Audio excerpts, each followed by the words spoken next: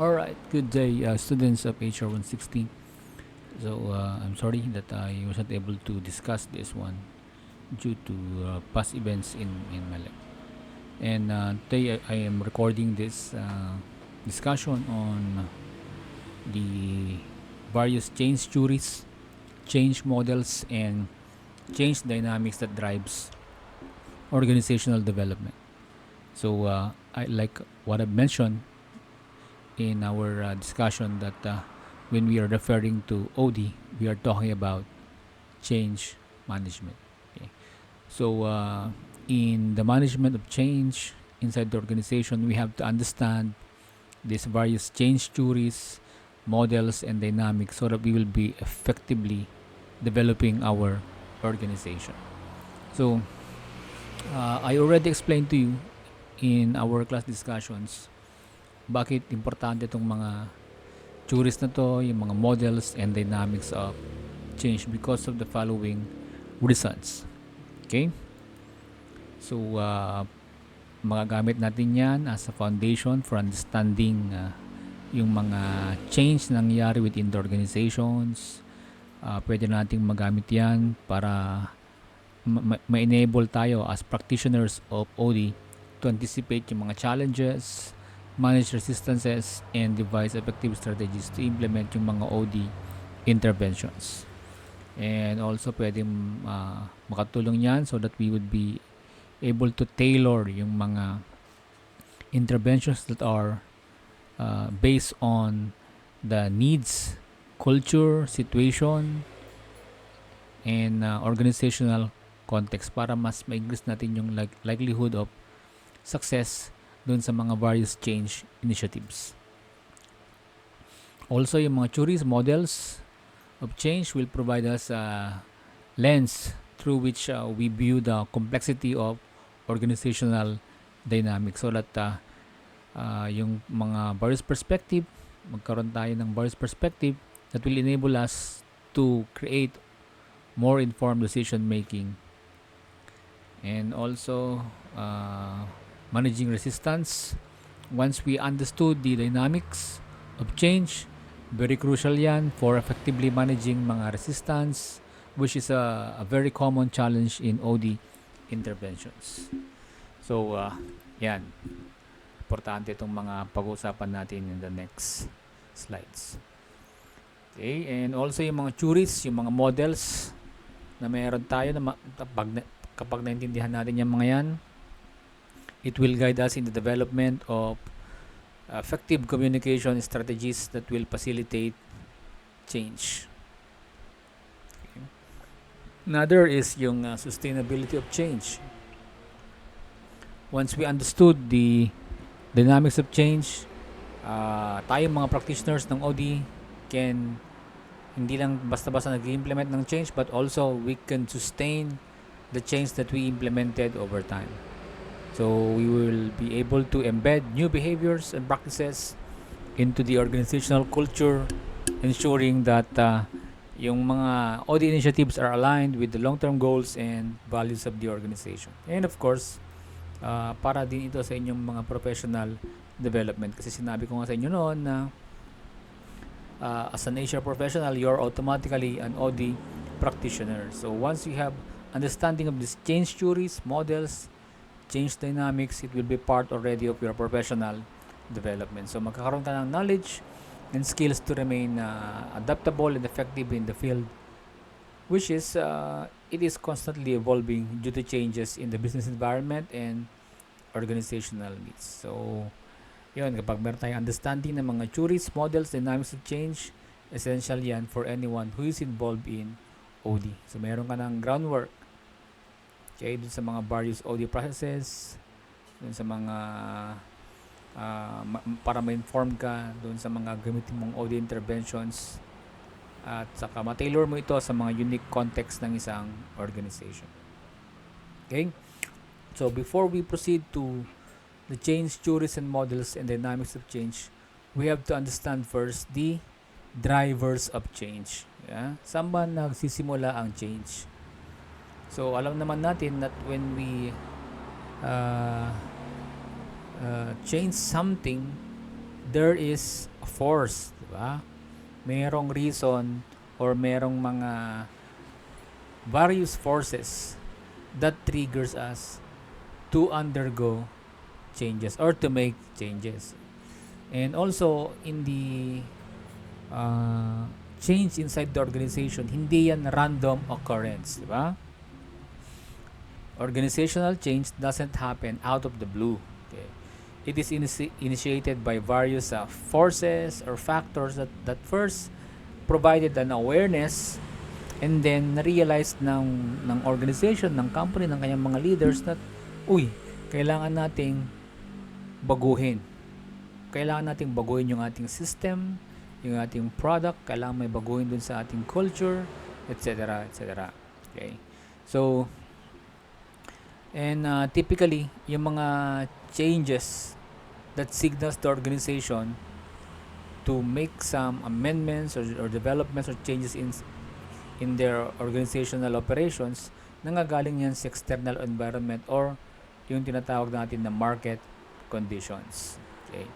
So, meron tayong ditong model, okay, ng drivers of change model that will provide framework for understanding the reason for organizational change. Especially yung mga tinatawag natin na transformational change or along the organization development. So we have here a sequential model. Ito mga to. Sequential model where external triggers necessitate adjustments in the subsequent domains. So meron tayong tinatawag dito na demand and response dynamics. Kasi a change in the higher factors or forces will affect the rest of the parts of this framework. Okay. So, meron tayong mga iterative elements. Okay. So, makikita natin dito na complex talaga ang change management. Okay. So, meron tayong 7 key drivers here. So, basically, nag-start tayo dun sa external environment, mga external drivers from our environment, the marketplace, okay? And then it will affect now organizational structure, and then it will now impact yung mga internal drivers. Sa mga tatlong to or external drivers, diba? And then we have here the internal drivers that will be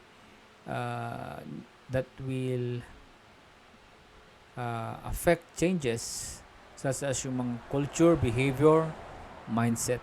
Okay. So we have here in the first one, environment. But when we say environment, these are external forces that impact an organization, including, alam natin yan, yung paggamit natin ng PSL, di ba? Political, technological, economic, social, legal, and even environmental factors, okay, would affect a certain organization. And then we have marketplace requirement for success, business imperatives. Anyway, pag-uusapan naman natin ito individually as we go on with our discussion. Okay, so pag-usapan natin muna itong environment. Environment, this includes now yung mga following. So, okay, we go back. 8. So, each of these factors affect or play a significant role in driving change within organizations. Okay, so I think you are familiar with this one because ever since first year kayo, pinag-uusapan tong PESEL analysis, environmental analysis that affects, okay, yung mga operations ng mga organization. So we have here the following examples. Let's say for example, meron tayong example dito, ano? Let me show you. Okay. Let's say for example, societal change. So there is this increasingly there is this trend of consumer behavior where there is this increasingly, or they are increasingly demanding personalized products that reflect yung kanilang individual preferences and needs. Okay. So, I think you have been experiencing this one. Okay. So, nag-iiba ngayon yung consumer expectations. Customers today crave products and services that reflect yung kanilang unique preferences and needs. They are no longer content with one size fits all approach. Kaya nga makikita mo, meron tayong mga tinatawag na build your own experience. Okay, you can personalize your pizza, you can customize your shoe designs, you can even customize the music you listen to, the movies you watch. Okay, di ba kaya ngayon meron tayong mga ngayon na mga platforms like Netflix, Spotify. So, yan yung mga trend ngayon. Consumer trends. So, there is a change in their preferences based on their needs. Okay, kaya nga nagbo-boom ngayon yung mga subscription, di ba? Subscription based na mga products or services, okay? Because of the alignment of these products and services in congruence with their preferences, with their own needs, and depending also on their own convenience. So let's say for example, ito yung societal change. So how does this drive change sa mga organization? Since gusto ngayon ng mga consumers ang customization, subscription, it will transform ngayon yung the way business interact with our customers. Okay, let's say for example, i-connect natin to ngayon sa marketplace requirements for success. So there is now a desire for customization, personalization of products and services. Okay? So, if that is the environmental factor, how does it affect now the next driver? Okay. The marketplace requirements for success. Okay. When we say marketplace requirements for success, we are referring now to ano ba ang successful product or change sa mga or service sa mga customers. How would they define a successful product or services? Okay. So, ibig sabihin, pag sinasabi natin marketplace requirement for success, these are the characteristics or everything that customers value and consider when choosing where to spend their money. So it goes beyond the core product or service itself. Okay, because they are looking for the full package of your product and services. So hindi lang yung ganda ng inyong mga product or services, but they're also looking for speed of delivery, customization, quality, innovation, and even customer service. So, changes in the marketplace requirements, diba, nag-start doon sa external environment, social trends. So, they are driven by that. Okay. So, ngayon, pag merong changes doon sa environmental forces, so it will have profound impact now on customer demands, and subsequently, it will influence how businesses operates and adapt. Okay. So, let's say for example, ito yung pagbabago sa social or consumer trends. This will now affect the marketplace requirement for success. Okay. So, gagawa ngayon yung organization ng kanilang statement or kanilang mga strategy on how do we meet this societal change. So, ano ba sa mga customers ang ibig sabihin ng customization, personalization of product para iyon ay tangkilikin nila. Okay.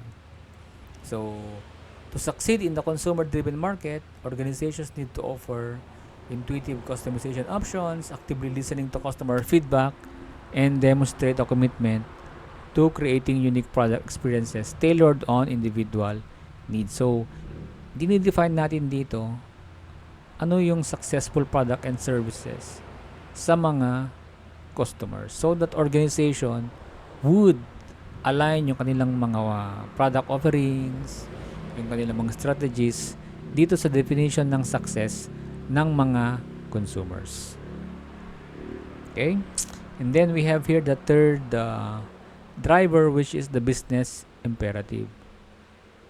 So, yung marketplace requirements, nire-refer doon sa expectations, di ba, and needs of customer within the context of the competitive landscape. Ngayon naman, itong business imperative naman, ang pinag-uusapan naman dito ano ngayon yung magiging action ng mga organization to be successful para ma-meet nila yung mga requirements ng mga customer. So, it's about rethinking, okay, kung ano yung mga babaguhin ngayon ng organization sa kanilang mission, yung kanilang mga strategy, yung kanilang mga goals, o kaya yung kanilang business model, baka kailangang palitan or upgrade, yung kanilang mga products, services, pricing, and branding. So, itong business imperatives are the strategic responses that companies must adopt to address the challenges and opportunities presented by the environmental changes and marketplace requirement for success. Okay? Let's say, for example, so ito yung societal change, ito yung environmental driver, then marketplace requirement for success, and ito ngayon yung business imperative. Yung strategy ngayon ng organization, yung overall business strategy ng organization para ma-meet natin tong market-based requirement for success and to be able to adapt to this societal change. Okay? Then we have here now the organizational imperatives. So ito na, papasok dito yung internal transformation. Okay? So we are now going to provide specific details on how to achieve yung ating business imperative and marketplace requirement for success. So it's more of how. Okay? How are we going to achieve our business imperatives? So these are now specific changes required within the company's internal environment to successfully implement and achieve its strategic business imperatives. Okay? So, ito na yung mga babaguhin mo. Ano yung mga babaguhin mo sa mga structural changes mo, systems and processes, technology adoptions and integration, resource allocation, in terms also of your human resources. Okay? So, ito na yung mga detailed and specific changes that needs to occur within a company to support and actualize its business imperatives. Example, if you could recall again yung environmental change, marketplace requirement for success, and then the third driver is the business imperative. Then we have now organizational imperatives. Okay? So, very specific na tong mga to. Okay, the business imperative, and ito yung ating organizational imperatives. Okay, invest in new technologies, redesign production processes, hire and train staff, develop new software for customers, etc. Okay. And then we have here the cultural imperatives. So it's not enough that we change our organizational imperatives. Cultural imperatives, kung gusto natin masustain yung ating changes in our organization, we have to make some changes in our culture, in the organizational culture.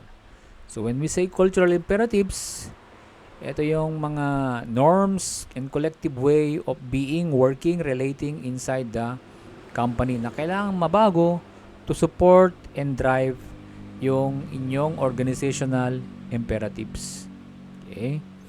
So, hindi enough na ang changes inside the organizations ay purely structural and procedural lang. Okay?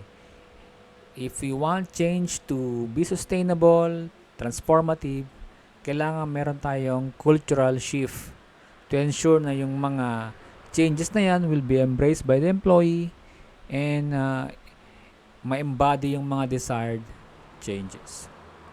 Okay? So, example, yung business imperative, okay, ito yung organizational, then there must be a shift in our culture. Okay, dapat meron pagbabago sa kultura ng mga organizations. Okay? Because culture is a way of life. Okay? And then there is the fifth driver, which is the leader and employee behavior. Okay. So once we change the culture, maging successful lang yan kapag babaguhin rin natin yung leaders and employees behavior. Okay.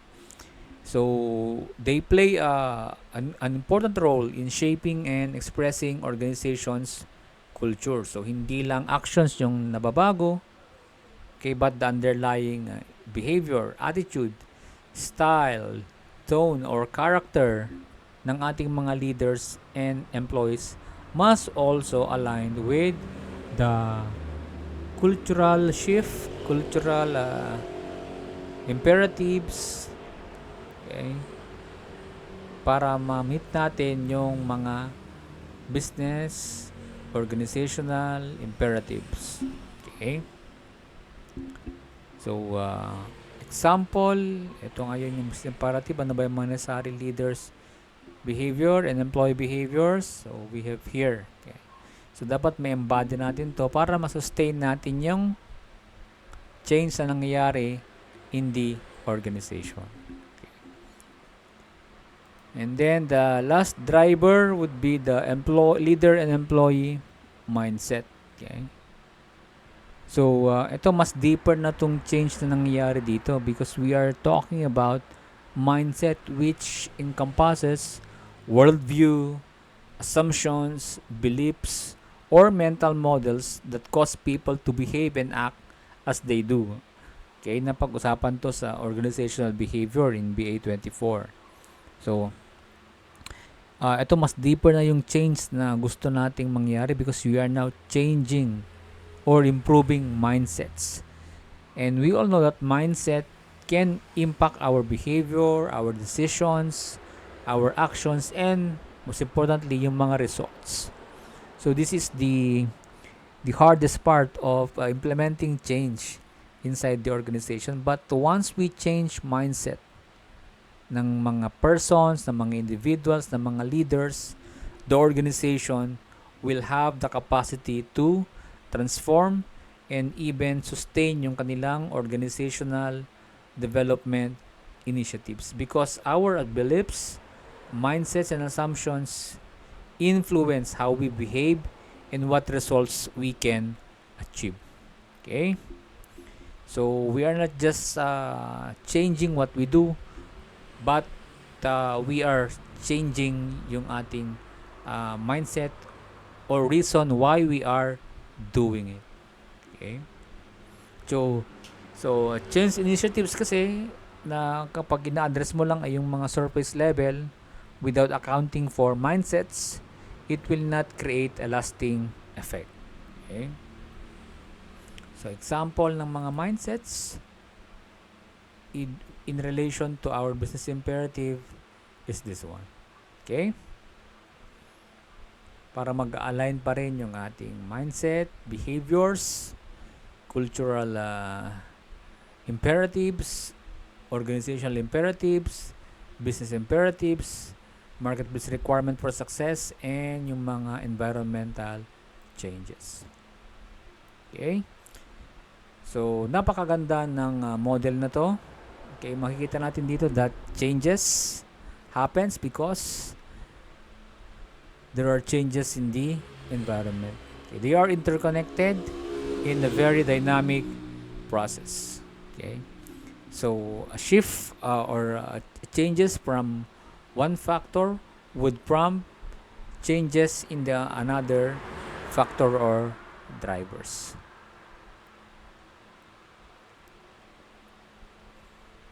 Alright, so ito ngayon yung mga drivers of change. Okay, so pwede nating gamitin itong framework na to understand the impact of change, or when we are undergoing change management inside the organization. Okay, so it's a comprehensive framework for understanding and managing organizational change. Okay, now let's proceed to three major types of change. So inside or in organizational development, in change management, there you will be encountering three major types of change: developmental change, transitional change, and transformational change. So ito yung mga three most prevalent type of change that can occur in organizations. Okay.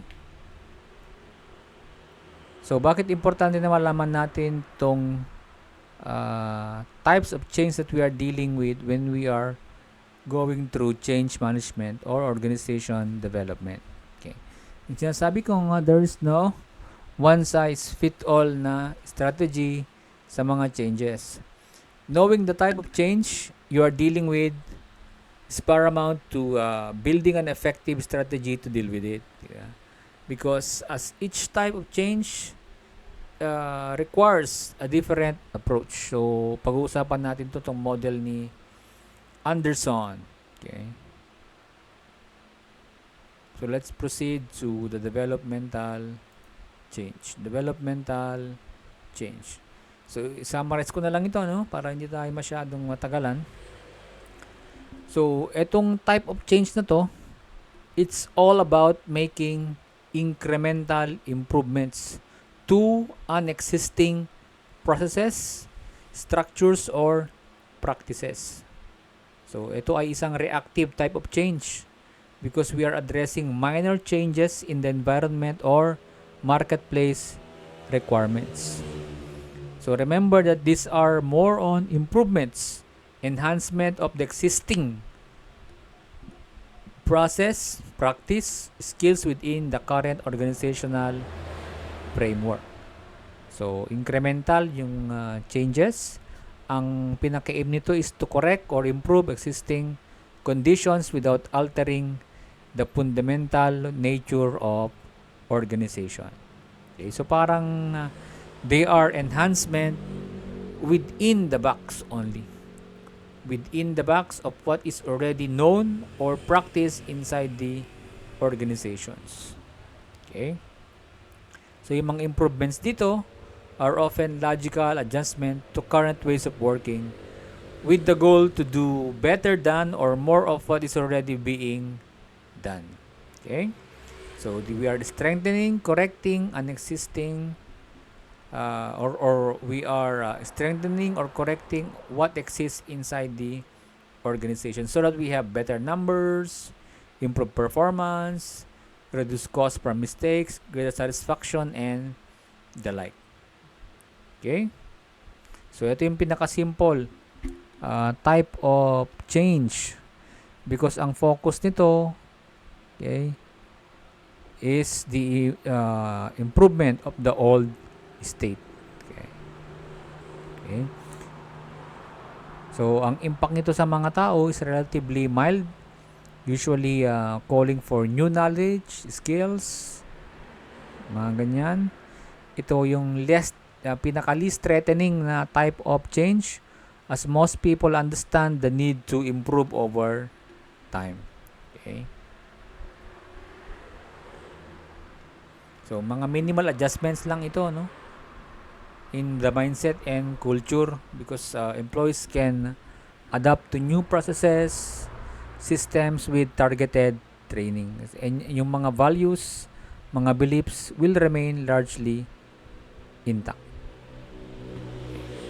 So, to better understand, we have an analogy here of this developmental change. Yan. For example, sa house improvements. Pag binago mo yung mga light fixtures, okay, developmental change yan because you are just improving efficiency of yung mga ilaw. Adding built-in shelves to a cluttered closet, enhancing organization. Giving the walls a fresh coat of paint, you are only improving the aesthetic. So, all of these are examples of developmental change. Dito naman sa transitional change, okay, it's more complex compared to developmental change because this is triggered by the need to respond to a more significant shifts in environmental forces or marketplace requirements for success. Rather than simply improving what is existing, transitional change replaces what is within the organization with something new or different. Okay? So, ibig sabihin yan, something in the existing operation must change or be created to better serve current or future demands. Okay?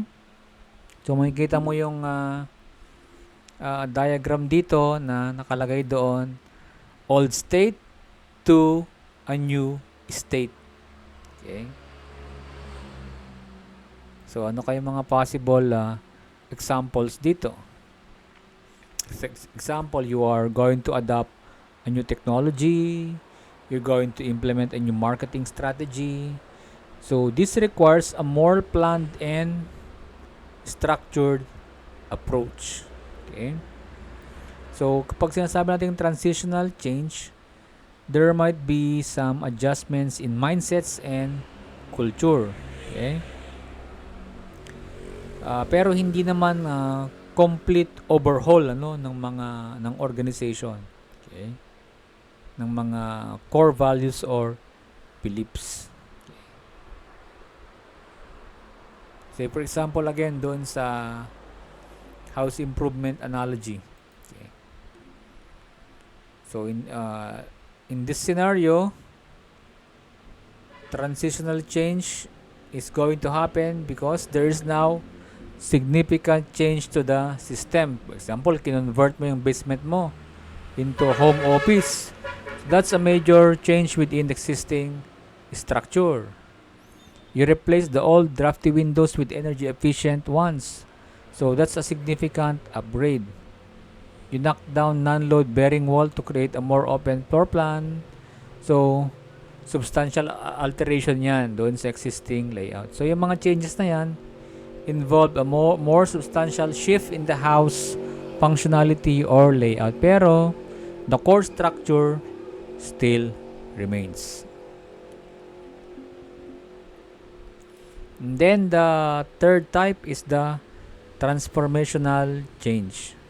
So this is the most radical change involving a complete overhaul of the organization strategy, structure, culture, and often yung core values pinapalitan. Okay? It is usually driven by major environmental shifts or disruptive market forces. And also this is the most challenging type of change, but it's also the most rewarding undertakings for organization and leaders kasi possible na magkaroon ka ng breakthrough results. Okay? So, makikita mo dito, talagang mababago ngayon yung isang organization. Okay? Let's say, for example, yung mga digital transformation, new business model, cultural overhaul, adapting sustainability-focused strategy, and navigating through bankruptcy or existential crisis. All of these examples can lead to transformational change. Okay? So we there are 3 questions that every leaders and audio practitioners must assess or ask if that change is undergoing transformational. Okay? So number 1, Does the change necessitate radical shifts in strategy, structure, systems, operations, products, services, technology to meet market demands? Does the change process begin before the final destination is fully known and defined? And yung change na ba yan, yung magnitude niya, does it require fundamental shifts in org culture, behavior, and mindset to sustain benefits? So, if you answer yes to any of those two questions, and lalong-lalo na kapag sinagot mo lahat yes to all these three questions, definitely you are undergoing transformational change. Okay, we go back to the house analogy. So, yung pag-demolish mo ng bahay, that is already a complete overhaul of the entire system. Okay. When you convert the house into a duplex to generate rental income, nag-iba ngayon yung purpose ng bahay mo, yung structure ng bahay mo. Transformational change yan. When you raise the house and build a whole new living space underneath, that's a completely new way of utilizing the space. So, that's a more dramatic change because you are going to create a new and a better system. You completely redefine the house purpose, functionality, and potentiality, even yung kanyang house footprint. Okay?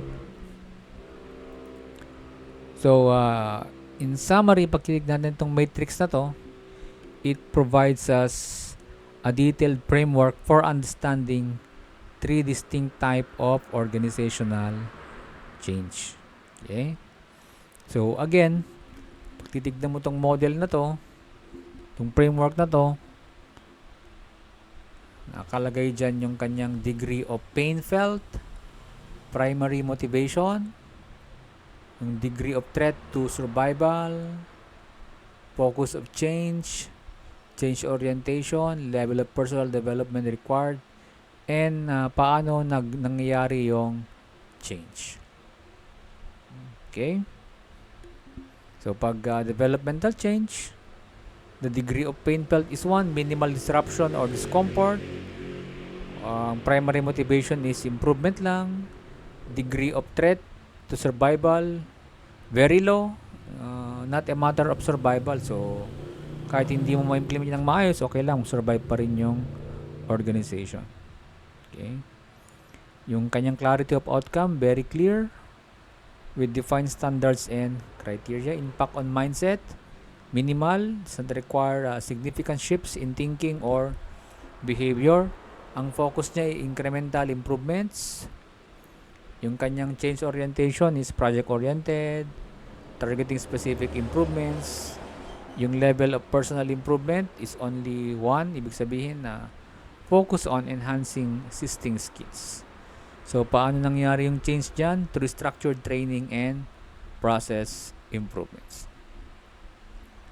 Dito naman sa transitional change, 2, yung kanyang degree of pain felt, moderate, requires adjustment and may cause short-term disruption. Primary motivation is to focus on solving identified issues. So, moderate din yung kanyang threat to survival. Changes are necessary but not existential. Okay. Ibig sabihin, kung nagawa mo yan, importante yan, okay?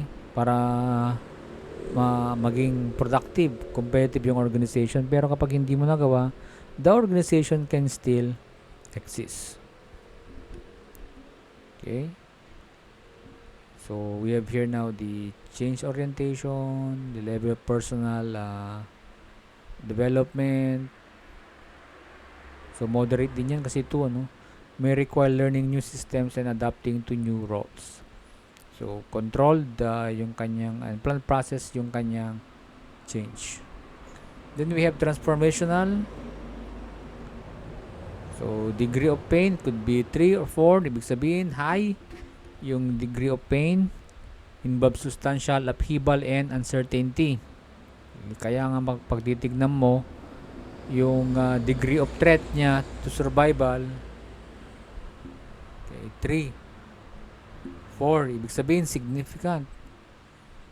Okay, ibig sabihin driven by the desire to fundamentally transform. Kapag hindi ka naka-adapt dyan, pwede maging downfall ng organization ninyo. Eh, nandito yung kanyang mga ibang details. Okay?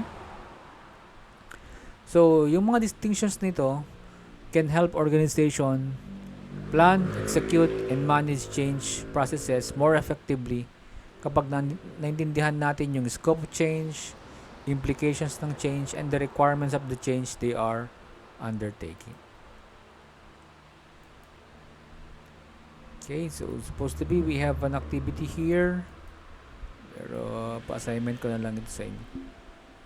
So what is now the connection of type of change and the driver of change?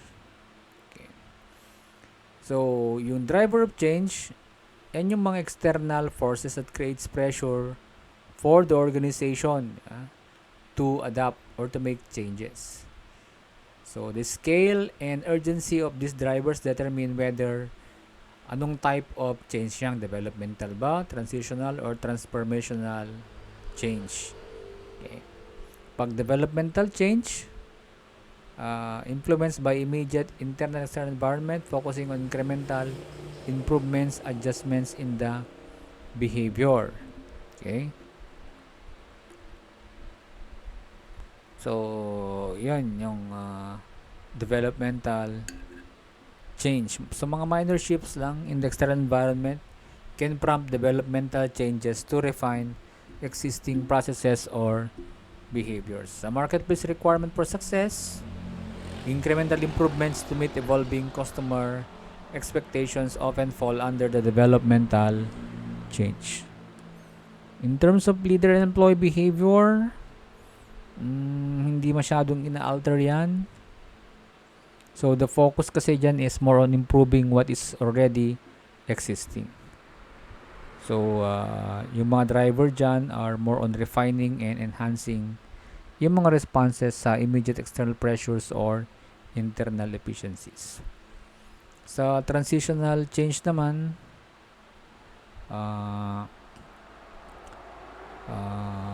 if there is a need to address new strategic challenges or opportunities, this often trigger transitional changes in your business imperatives.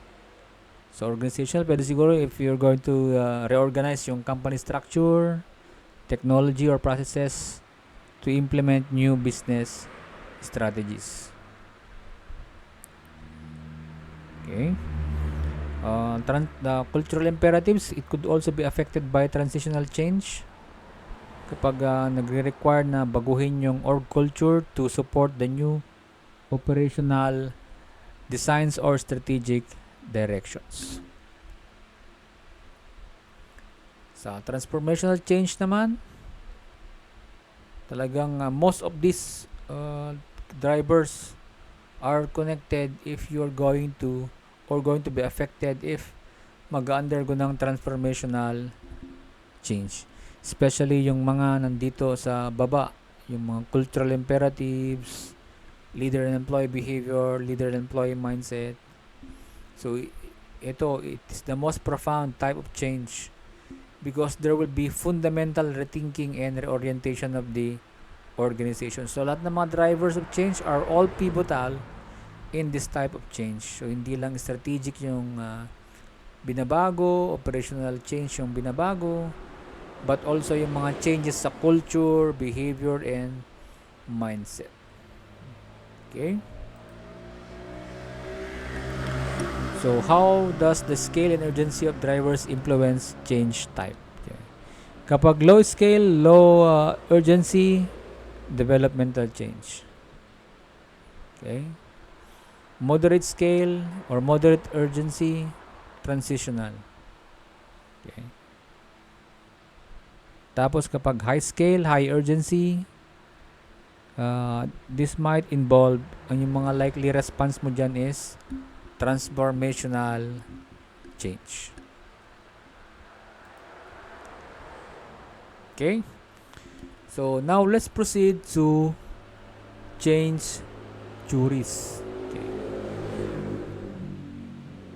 Proceed to change theories. Tapos na natin yung drivers of change, three major types of change, and then we have here now change theories. So when we say change theories, ito yung mga lenses that are used to understand, explain, and predict organizational change. By understanding itong mga multiple theories na to of organizational change, it will provide us a view, a new perspective from which to understand and explain and predict organizational change. Also provide us a variety of assumptions, descriptions, and explanations, and it will give us a more robust foundation in creating organizational or in understanding later on yung mga change models. Okay. So we have here adaptive and unpredictable change. Okay. So sinasabi dito that most organizational change are not planned but are response to unforeseen external pressure. So sinasabi dito na change often arises unexpectedly, forcing organizations to adapt rather than follow a predetermined plan. So there is this external focus, and it is a reactive over proactive approach in adapting to changes. Okay? So ang perspective dito is change happen because there is an external force, okay, that prompted us to change. So hindi sila mismo ang nag-initiate ng change, but it's more on adapting to the changes in the environment. So it's more of parang the organization only adapt, okay, because the environment prompted them to adapt. So ang core argument dyan is unplanned change as a dominant force. So you adapt to changes in the external environment. Okay. Pero we have to understand, di ba? Kasi nga yung OD, nung define natin yan is a planned change effort. Okay. So isa yan sa mga danger dito, no? Danger of passivity, passive. Okay. Although talagang totoo naman na external forces are often unpredictable, but dapat meron tayong proactive style in terms of dealing with the external forces that could affect our changes. Kasi pag unpredictable, adaptive ka lang, you are playing catch up. Okay? So yung adaptation na to is ang involved dito is naniniwala ka na wala kang ability yung organization to make your own changes in your organization, because you only change based on what's happening in your environment. Yun yung adaptive, okay, and unpredictable change. So nangyari ito noon nung kasagsagan ng pandemic, where all organizations are forced, yeah, to adapt rapidly. Okay? And yung mga hindi naka-ready noon, nag-adapt na lang because of that. Malaking effect noon doon sa kanilang operation. Yung iba nag-survive, yung iba nag-thrive, yung iba naman hindi nakayanan yung changes. Okay?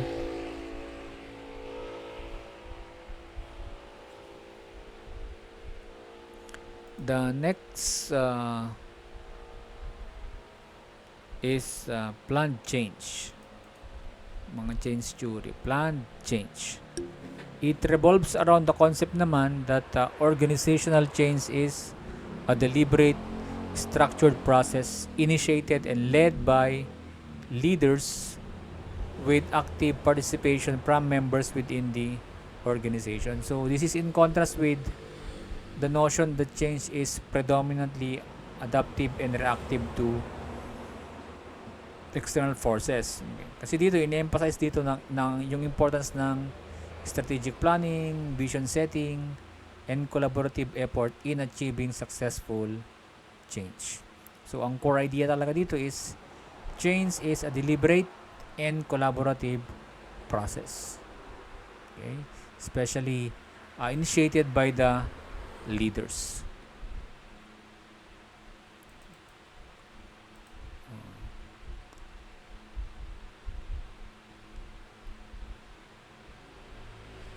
Okay? So, sinasabi dito that it suggests that proactive and strategic efforts to change can lead to a new structures and organizing processes that better position organizations to achieve their goals. Okay? Especially yung mga leadership vision, collaborative goal setting. Okay. So, nakakatulong yan to navigate yung mga complexities of change effectively, leading to improved performance, innovation, and adaptability. And then we have here the development and stage-based change. So, sinasabi dito na yung organizational change nangyayari through a series of distinct phases which is characterized by specific activities, challenges, and developmental tasks. Okay? So, ito, sinasabi dito na change is an evolutionary process where yung organizations, naturally, pag nagpo-progress yan, merong mga stages that they have to go through. From birth, growth, maturity, and then we have transformation or decline. So, sinasabi nila that each stage that is present or each stage merong unique opportunity and problem yan that require different strategies and actions to navigate successfully. Okay? So, pakita ko sa inyo yung stages, ano? So, ito yung organizational life cycle. Startup. Okay, ang susunod dyan is growth stage, maturity, decline, and renewal. Okay. So, nangyari ito sa Fujifilm. Okay, alam niyo naman natin itong Fujifilm. Pinabasa ko sa inyo yung case nila noon. Okay. So, nakabase talaga ito sa depende dun sa kung anong stage ka na ng organization life cycle. Merong kanya-kanyang challenges yan.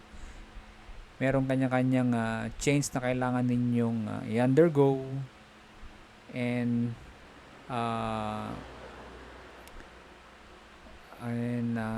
at the end, pag natin yung decline stage, pwedeng ma-attain natin yung renewal or decline. So, nangyari yan sa ito, Fujifilm, renewal, nag-renew sila, di ba?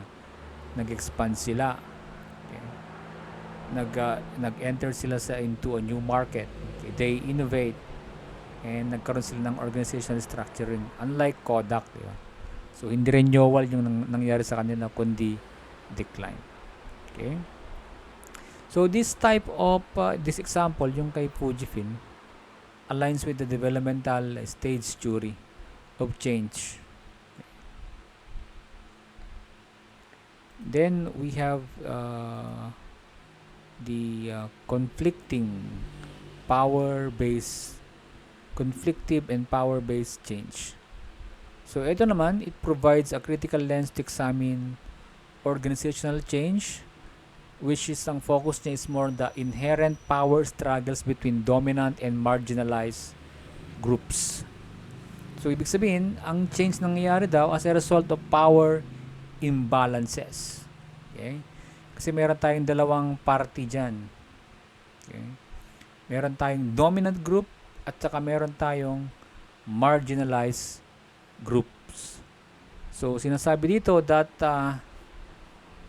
organizational change often arises from tensions and conflict between different groups within the organizations, especially yung mga nasa power, which is the dominant group, and those who are not, yung ating subordinated or marginalized group. Okay, so dito sa theory na to, sinasabi nila that change is not always a smooth or consensual process but is frequently the result of power struggles, negotiations, and confrontations between the dominant and the marginalized group. Okay? Especially if there's nafe-feel ngayon ng mga nasa marginalized groups na merong inequality, there is a lack of voice, that would create conflict, tension within the organization. Especially kapag na-reach na yung tipping point ng mga marginalized groups. So, pag sobra-sobra na yung power, okay, na nasa mga dominant culture, at saka yung dominant culture, yung dominant groups, yung mga needs nila yung palaging nasusunod, yung kanilang mga decisions ang palaging nasusunod, there might be now a tension and conflict that necessitates change within the organization. Okay? So, ganon yung conflictive and power-based change theory.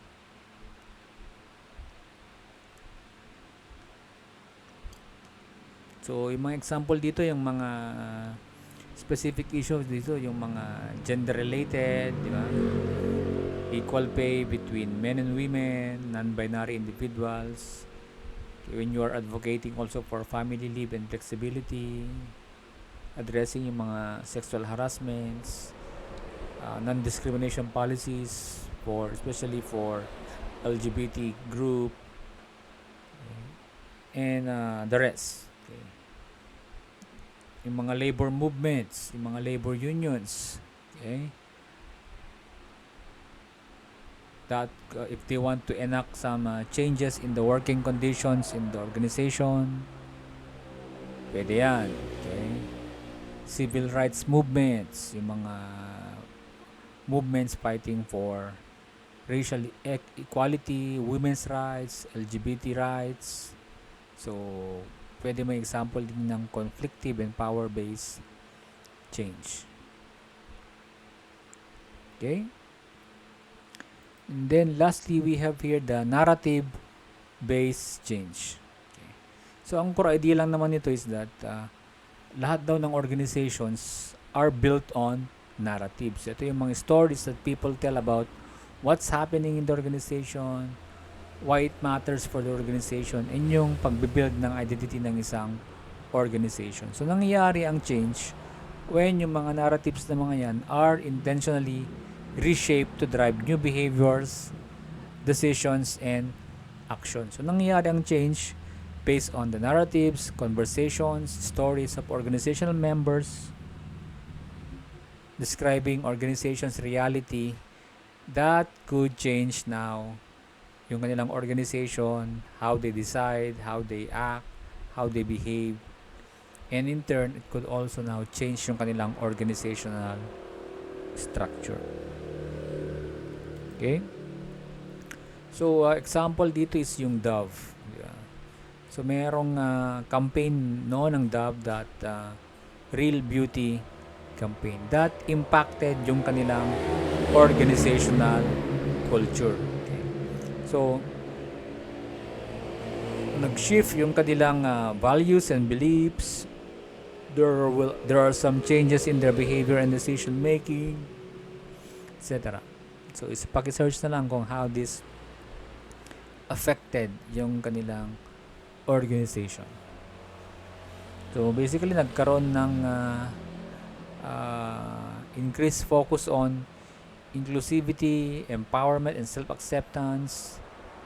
yung pag-develop ng kanilang mga product, yung kanilang hiring and promotion na bago rin ng campaign na yan, yung narratives na yan, and even yung kanilang social responsibility, okay, ay mas naging uh, eminent.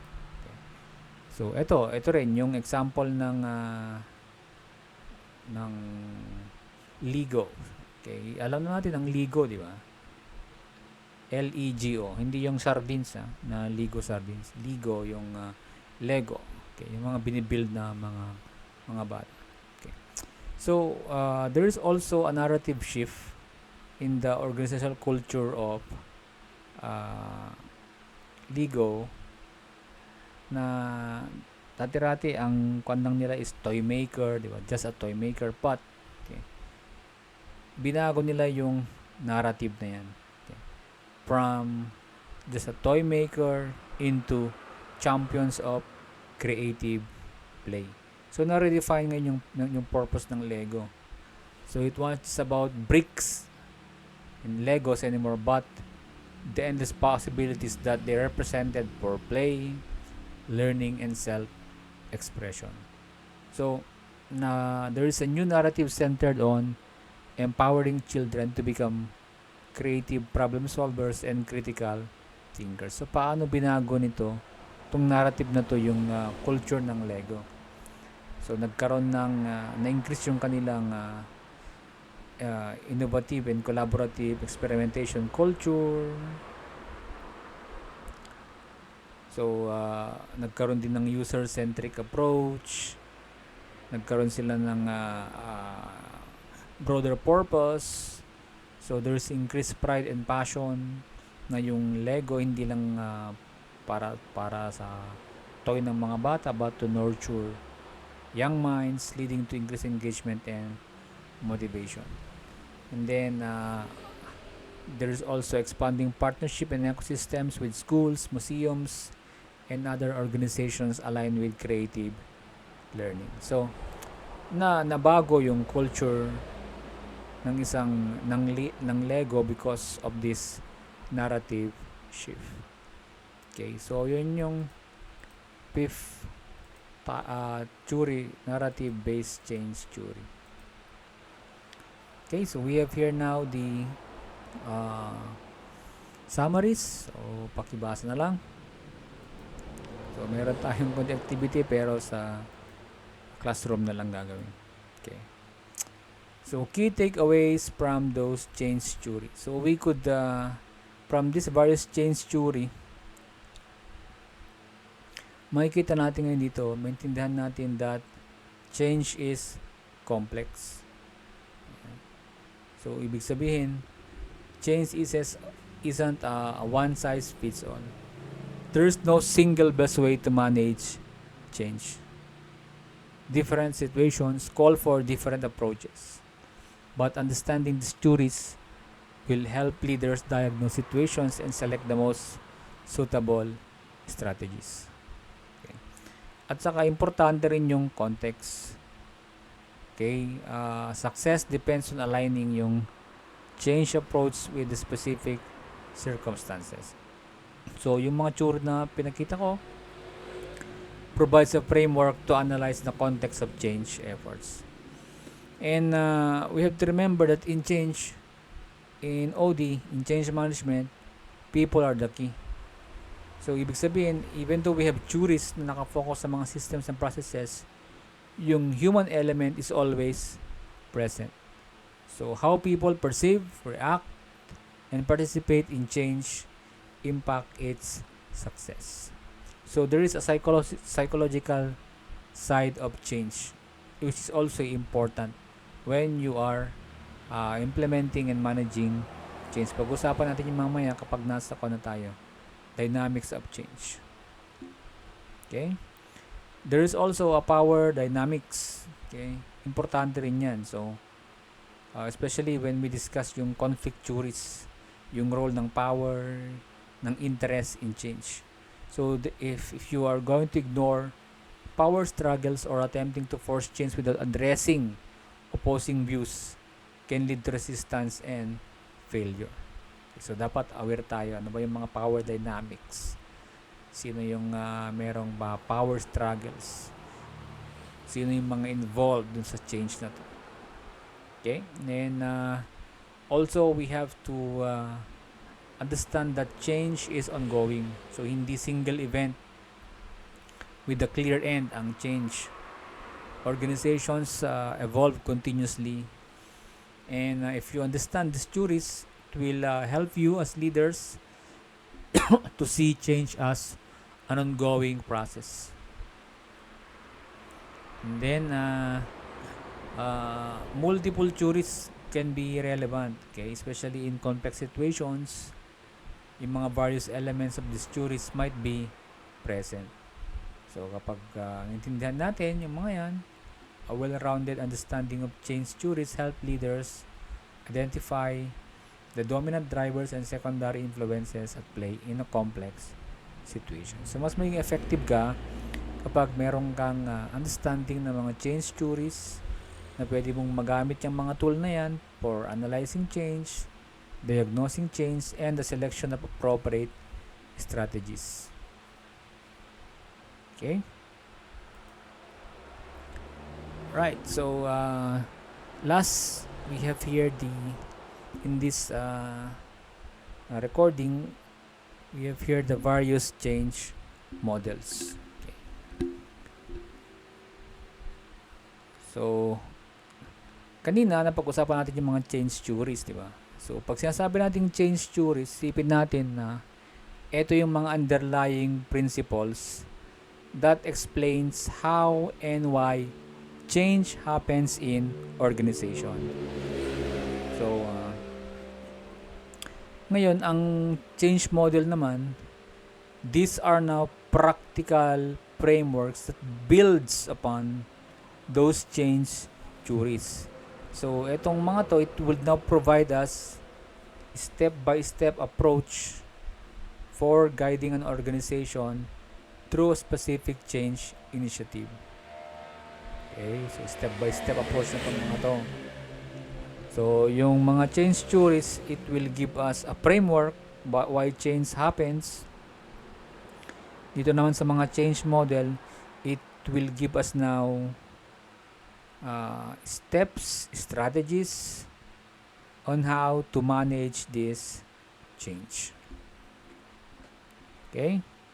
So, pwede natin gamitin tong mga theory at saka model na to na maging framework natin to manage change and implement change in the organization. So, 2, 4, 6, 8. So, we will be using 8 na lang ito, ano? But along the way, I will be adding other models. So, let's start with the open system models. Okay? So, ang emphasis dito, i-summarize ko na lang, ano, para hindi tayo masyadong matagalan.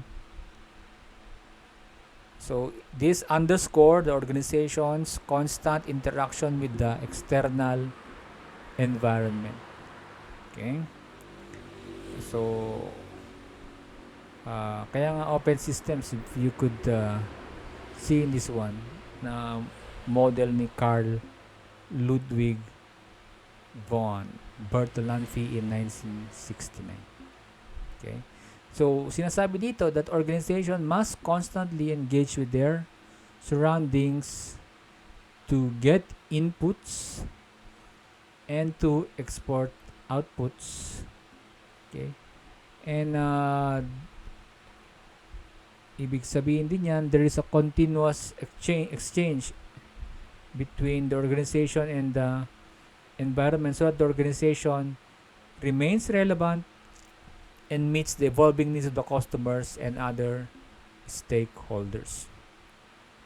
So within the organization, if there is a transformation,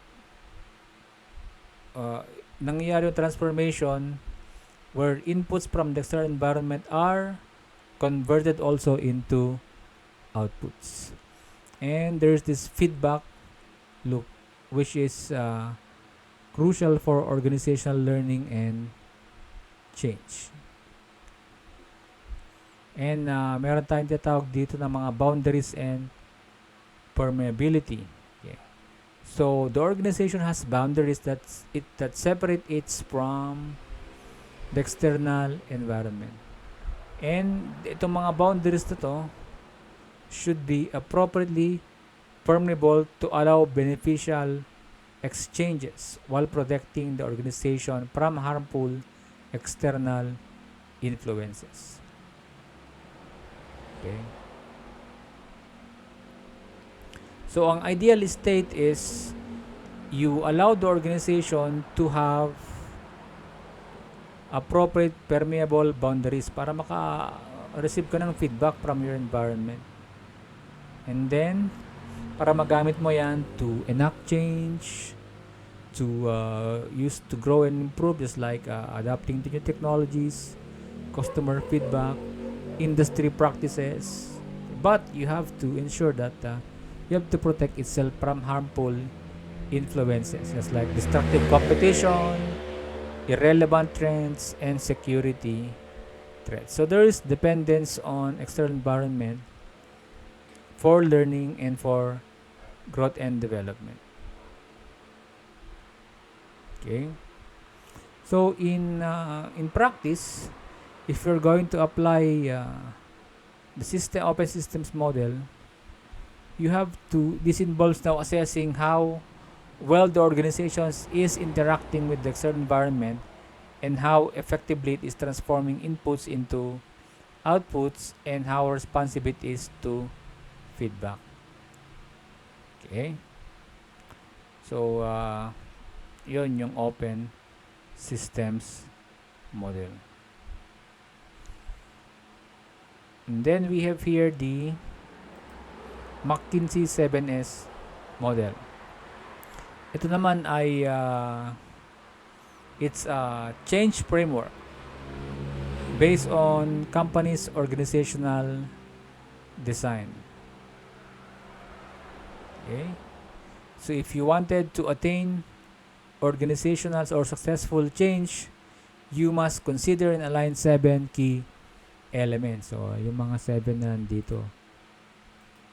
Yan. Structure,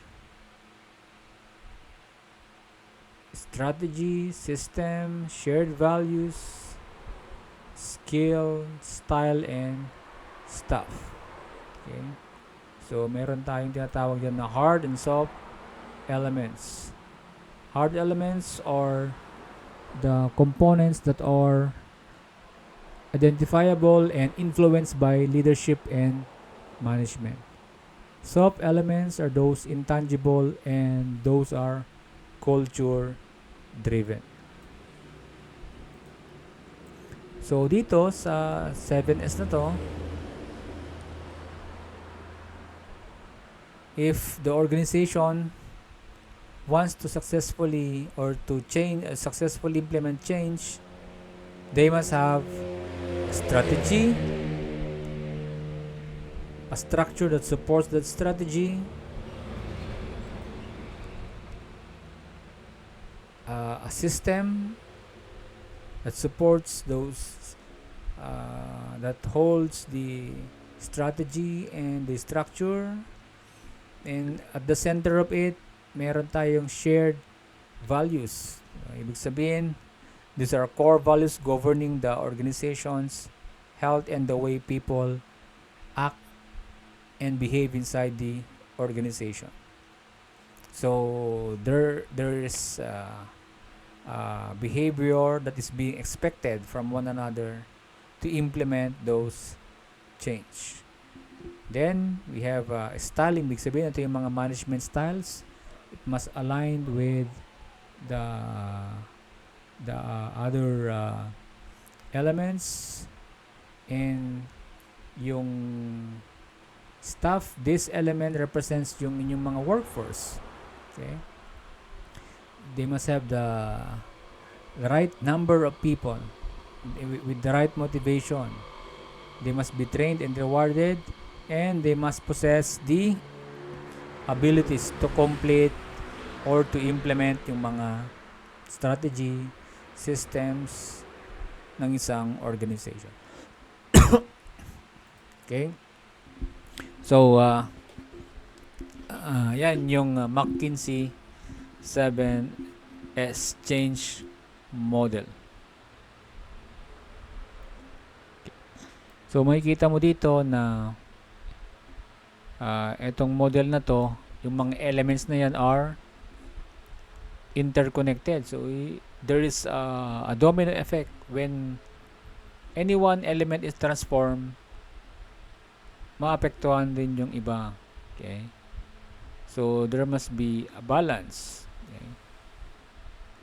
All of these elements are interconnected. That the change in one element will likely necessitate changes in other elements. Pero itong shared values yung glue from all of these elements. Kasi yung strong culture daw impacts or all the other elements to drive change in the organization. And then we have here the Kotter's 8-step change model. Ito naman, in-emphasize niya that successful change isn't just about having a good plan, okay, or a good strategy or a good structure. It's like what this model is referring to. So, hindi lang daw ganon, okay, para maging successful yung change. But rather, it's also about addressing the human side of change and building momentum throughout the process. Okay, so ang change daw, according to Kotters, is not just about new systems, processes, or structures. It is fundamentally about people and how they adapt to change. Okay, so meron naman tayong 8 dito na step to implement change dito sa model ni Kotter. Okay, create urgency. So, pakibasa na lang ito, no? Itong step na to. You could also search in the internet itong Kotter's 8-step change model kasi ito ay prominent na model of change. Okay, so itong mga step na to are human side. Yung unang-una niyang binibigyan ng atensyon. Okay, create urgency, build momentum, okay, form strategic vision, mga yan.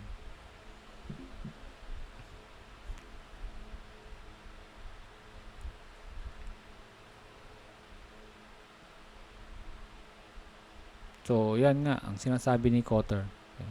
Hindi lang mga technical aspects kapag we are talking about change, yung mga plans, mga timelines, but it involves critically involving leaders, engaging people, empowering people, motivating people throughout the entire process. So, parang it's about creating a journey that people can be part of and contribute to when you are implementing or conducting change initiatives in the organization so that maramdaman nila that they are supported, that they are part of the change, and para mas masustain natin yung change over time. And also, sinasabi rin ni Kotter na yung change does not happen overnight. Okay? But it is a continuous and sequential process. So, ibig sabihin, organization needs to be patient and persistent, moving through each step without skipping any. Even though may mga pressure dyan, so, ganun talaga pag mayroong mga change implementation and initiatives. And napaka-importante dito para kay Kotter yung leadership and coalition building. Saka yung mga clear vision and communication, empowerment and removal of obstacles, also providing short-term wins, motivation, and integrating these changes into the culture, so yung institute, so that change will stick to the organization's culture para long-lasting yung pagbabago na yun. Okay? So, yan, yung Kotter's model na pwedeng magamit for managing change. Then, yung isa sa pinakasikat na ODMO change model is the action research model by Kurt Lewin. So, it's a structured cyclical approach used in OD to create and manage change. So, we have 5 steps dyan, key steps. Okay. So, issue definition, action planning, and then implementation of change, and then evaluation, if effective ba yung change na yan, and then learning, and then moving to the next cycle. Okay. So, ito yung pinaka-gamit na OD change model. Kasi nga, pag titignan mo yung model, napaka-simple. Tapos, cyclical siya, continuous process. So, it does not end after a single implementation, but it loops back to re-evaluate and refine yung mga changes. At saka, change is implemented based on research and factual evidence. Okay? So, instead of assumptions, decisions are made using data collected through the cycle. There is also collaboration and stakeholder involvement. And there is integration of research and action. Kaya action research yung pangalan niya. And yung model na to does not assume one size fits all approach. Kapag yung intervention does not work, it can be adjusted based on evaluation results without starting over. So, effective ito for change management because it's ongoing, collaborative, and evidence-based. And magandang gamitin to kapag merong stakeholder involvement is critical, continuous improvement is needed, and decision is based on data and real-world feedback. So, pag na-apply itong model na to, pwedeng ma-minimize yung resistance to change. It could also ensure higher engagement, achieve long-term success in their transformation efforts.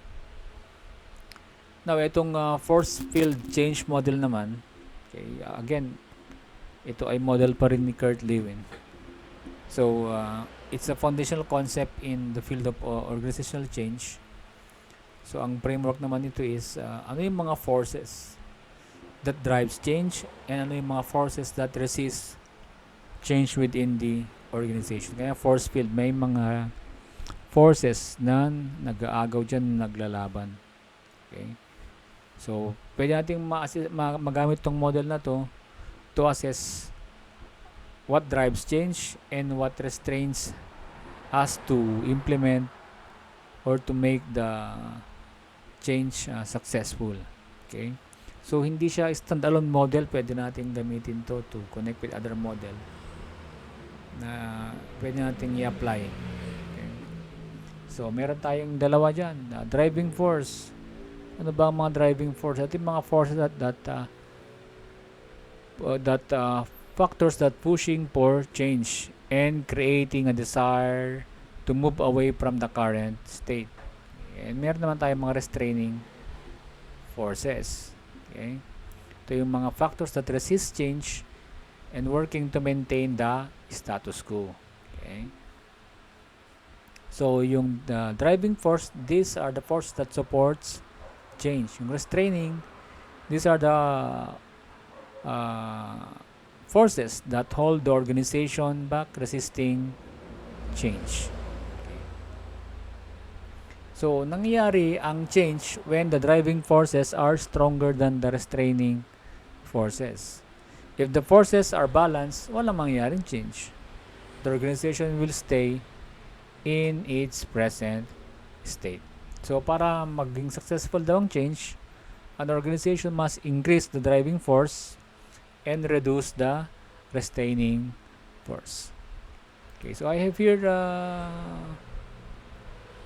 samples of driving and restraining forces. So, I want you to read this one and familiarize yourself kung ano yung mga driving force, ano yung mga restraining force. So, ang goal naman dito is to strengthen our driving forces and weaken or remove yung mga restraining forces. Kasi, pag hindi na-remove yung mga yan, hindi magiging possible yung change. Okay. Weaken or remove restraining forces. Kasi may mga ganyan, kapag hindi mo na-remove yun, hindi rin hindi mangyayari yung change na yun. Okay. So, example in here, ano ba, gagamit tayo ng new digital workflow system. Okay. So, ano ba? Maintain the old or implement the new system. So, sorry, these are, this supposed to be restraining forces. Ito yung mga driving forces. So, mas malakas dapat ito compared dito sa mga restraining forces. Okay, another theory is on the Gestalt resistance change theory.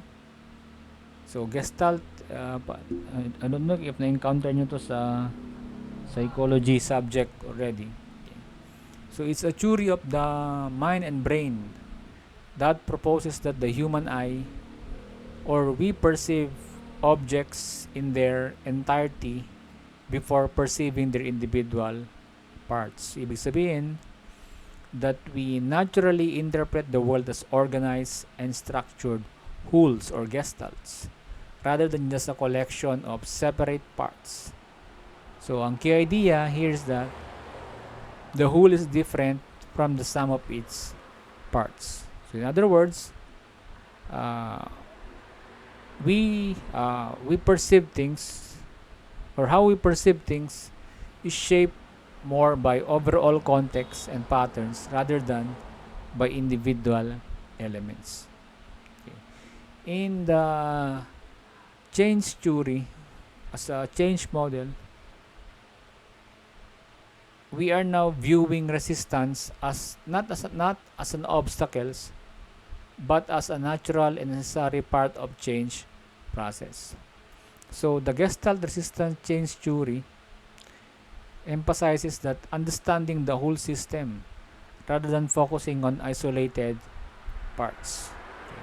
So, meaning resistance is not just from individuals but part of the entire system response to change. So, yan, yung holism yan. Ang figure ground, pwede nang gamitin yan sa change leader should diminish or distinguish between visible resistance and the broader context. Okay. So we have also here equilibrium and homeostasis. Okay. When we undergo change, people naturally seek stability. So there is resistance that is occurring when change disrupts their balance. So change should be introduced gradually and with support mechanism to maintain a sense of security. Then awareness of and here and now, change leaders should engage employees immediately rather than waiting for problems to escalate. So, kailangan maging aware sila na at the beginning pa lang, explain mo na sa kanila na merong pagbabago. There will be changes and they will be affected. Then, self-regulation and contact. Resistance is a form of feedback. Hindi lang yung basta-basta opposition. So, kailangan mong understand, intindihin, makinig sa kanila, communicate openly, and adjust yung approach ng mga employees based on yung mga concerns. Then, paradoxically, theory of change. Ibig sabihin, the more change is forced, the stronger resistance sa mga affected ng change na yan. So, we have to accept resistance as part of the process para matulungan natin yung mga tao to adjust naturally and willingly. So paano nakatulong tong model na to sa change management? So, kailangan natin maintindihan na yung resistance is a natural response and part of a system-wide adaptation. Okay? So, wag nating i-force yung change. Kailangan natin ipaintindi at saka wag tayong magalit kapag yung mga empleyado nila maintindihan, meron resistance. No. We should not ignore yung kanilang resistance na yun or suppress yung mga resistance. We have to understand that yung change, yung resistance na yan it's part of their emotional and psychological response. So, the resistance is not the enemy of change, but importante na part yan ng process. So, when you understand, acknowledge, and work with this resistance, organization can create genuine, lasting transformation rather than force and short-term adjustments. Okay. Then we have here the isa sa mga pinakasikat to, the Lewin's 3-stage model, the unfreeze, change, and refreeze change model. So, ito yung widely used framework for managing change in organization. So, it explains that change happens in 3 stages. Unfreeze, prepare for change. Then second, the change or implement the change. Then number 3, refreeze, stabilize and reinforce the change. Okay. So, sinasabi ni Lewin that if you want change to be successful and sustainable, it must go through 3 distinct stages. Okay? So, kailangan natin maintindihan that change isn't an event, it's a journey. It doesn't happen overnight, especially if you are switching to a new system or a new process. Kailangan mag-guide natin yung mga tao through that to help them transition for it to work. So, change also must be carefully planned and managed step by step. Okay? Mamaya papakita ko sa inyo yung ice cube analogy. Then, number 3, focus on the human side. Okay. So, people often resist change if they don't understand its purpose or if they feel they are unprepared for this change. So, yung model ni Lewin, 3-stage model na to, includes a model on psychological impact, meaning leaders must consider also yung how employees feel and react throughout the process. Kasi kailangan dyan ng effective communication and support para maging smooth yung transition ng change at saka maging successful. Okay, so ito yung sinasabi ko kanina na model. Parang meron tayong dito, analogy or metaphor, yung ice cube represents the current state of the organization. Yung unfreeze and yung first step. To change, we must first unfreeze old habits, attitudes, and behavior. So, ang goal dito sa unfreeze is get people ready for change by helping them understand bakit siya necessary, bakit importante yung change na to. Then number 2, dun sa change or implementing the change, na-melt na ngayon yung ice. So, ibig sabihin, pag na-melt yung ice, we can now reshape it into something new. So, this is the phase where actual transformation happens. Wherein ang goal dito is make the change happen step by step. So, pwede mag-provide tayo ng training support, encourage involvement and feedback, address challenges as they arise. Then we have refreeze, the sustaining change. Once the change is successfully made, it needs to be stabilized, okay, and reinforced. This is where the new shape is now permanent. So we have to ensure now that the change sticks and becomes the new norm. So reinforce natin yan with policies, rewards, ongoing support. Okay? We celebrate success. We monitor progress, make small improvements. Okay? So, yun yung mga possible na gagawin dyan sa rephrasing. So, it's a very practical way to manage change.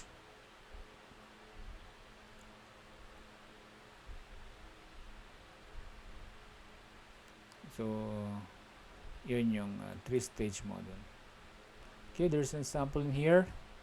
So, pag-ibasa na lang.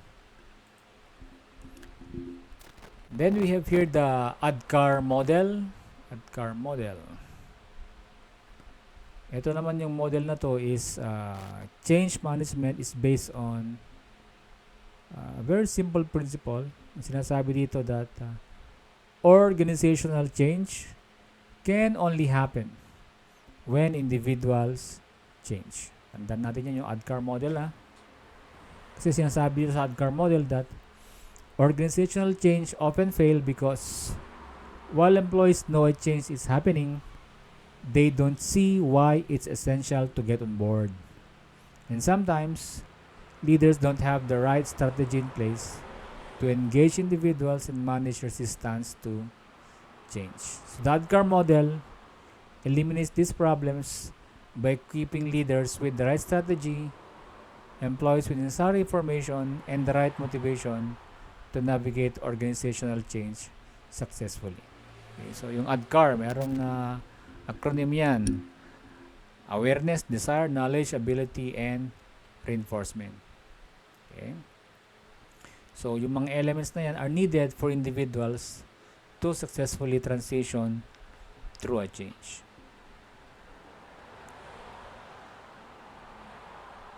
So, sequential din ito itong ADKAR model na to. Skipping steps undermines the effectiveness of the change effort. So, itong ADKAR model na to actually place emphasis on helping each individual move through the change process. Okay?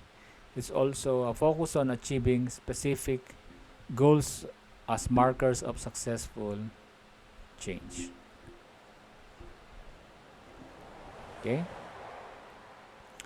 Another model is yung Bridges Transition Model. Ito naman, ayun, kita mo, meron tayong bridge dito. Developed by William Bridges. So, ito naman, ang focus niya is on psychological transition that individuals experience during change rather than the change itself. Okay? So, pwedeng magamit to when applied to organizational changes and kapag ginamit to ng mga leaders and managers to facilitate smoother transactions for their employees.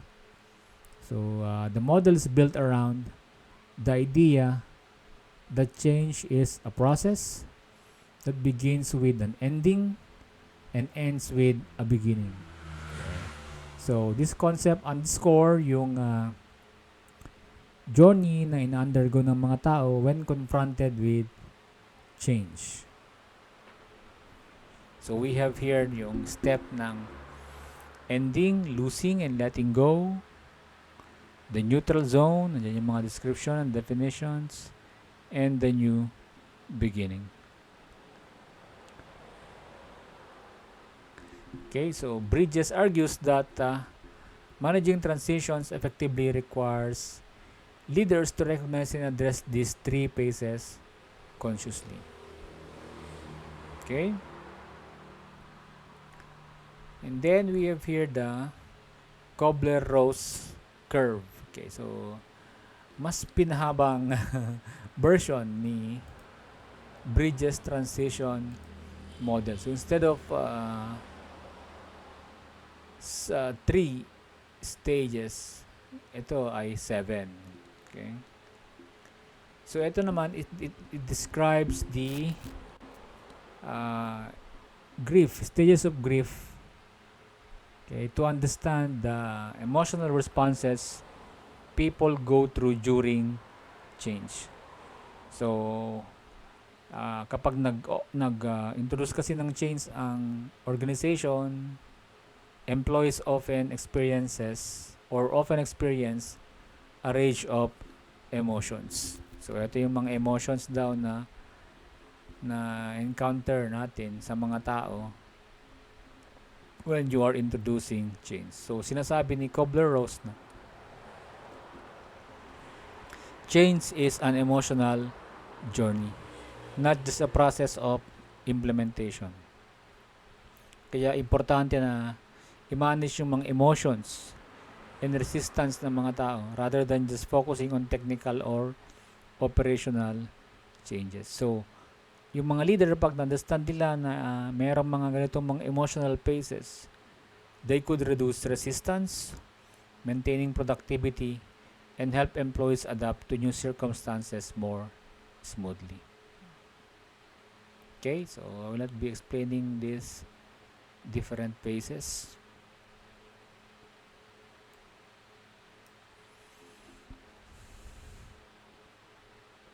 Okay, so itong curve na to could help leaders and managers support yung mga teams through resistance, who are emotional, who are frustrated, then and then eventually acceptance of the change. Then we have here lastly the Beckard-Harris model. So the main idea is that for change to occur, kailangan natin ng combined force of dissatisfaction with the current state. So itong 5 na to. Okay. And then dapat merong clear vision of what's going to happen in the future and yung mga actionable steps towards this future state. So meron tayong formula. D times V times Fs should be greater than the resistance. Okay? So, simple lamang sinasabi nito. No? Mang successful yung change initiative, kailangan merong strong foundation of discontent with the status quo. Dapat dissatisfied sila kung ano nangyayari in the current para makompel sila na receive yung future, yung vision na yan. At saka tumulong na implement yan. Okay? Para matanggal yung resistance to change. Okay? So, yan yung Beckard-Harris model. Okay? So, ito yung mga summary ng mga models na yan. Okay, next session, we will be discussing this one. The human dynamics of change. Okay, so for now, yun muna yung i-record natin.